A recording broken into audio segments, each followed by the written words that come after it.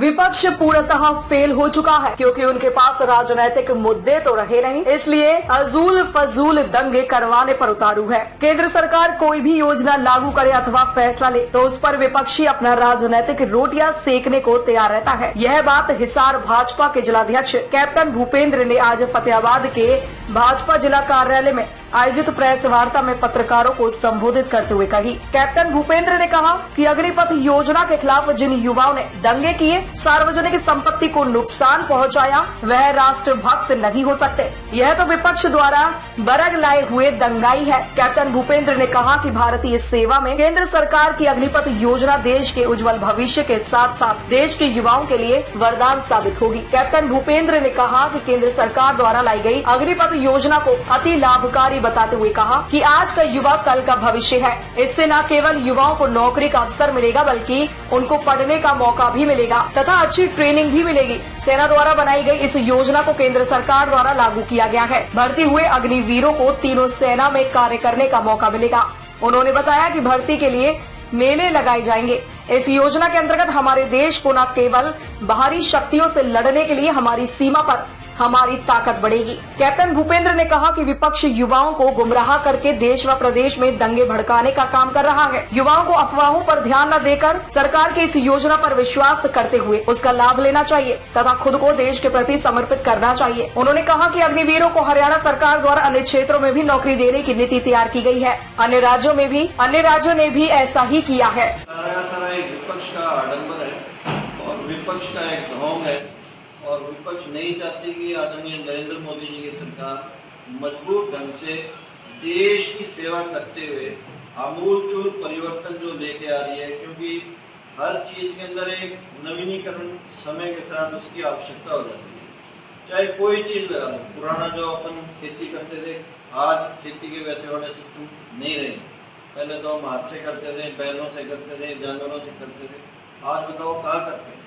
आज सारा system change हो गया। कोई अगर करना चाहेगा तो वो पीछे रह जाएगा, लोग ही नहीं करने देंगे। ऐसा ही एक ये चेंज जो है ये सेना के अंदर देखा था। 88 के अंदर पहली बार जनरल रैना के उन्होंने इसी तरह के ऊपर चलो अभी वाली का स्कीम अभी किया, पर मोटी बातें यही थी कि सेना के अंदर जो एज है सैनिक की वो कम करनी चाहिए। यही दिक्कत परेशानी आई लगभग 10 साल के बाद 99 के अंदर 99 के अंदर जब कारगिल का युद्ध हुआ, वहाँ पे भी जनरल वीपी मलिक चीफ थे, आर्मी के सेना के अध्यक्ष थे। बाद में लड़ाई के बाद जब बैठ के एक समीक्षा की गई, उस समीक्षा के पॉइंट्स में भी यही बात निकल के आई कि भाई एज कम करनी चाहिए हमारी। आज के दिन औसत एज एक सैनिक की 33 वर्ष है। इस स्कीम के लागू होने से एवरेज एज 26 वर्ष हो जाएगी। हम सब समझते हैं कि सेना का कितना कठिन काम होता है और फिजिकली वो बहुत डिमांडिंग होता है।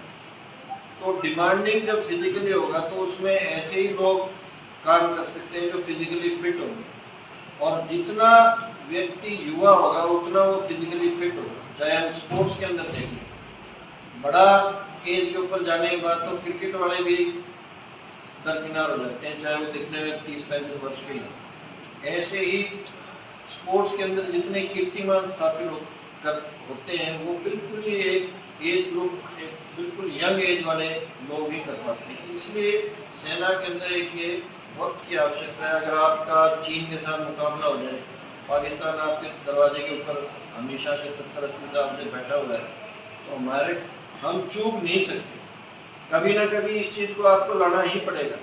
और मोदी जी में वो क्षमता है, वो हिम्मत है, वो धैर्य है कि वो किसी भी चुनौती से डरते नहीं। इसलिए वो इसके अंदर ये अग्निपथ जो स्कीम है, इसके माध्यम से एक नई एंट्री का सिस्टम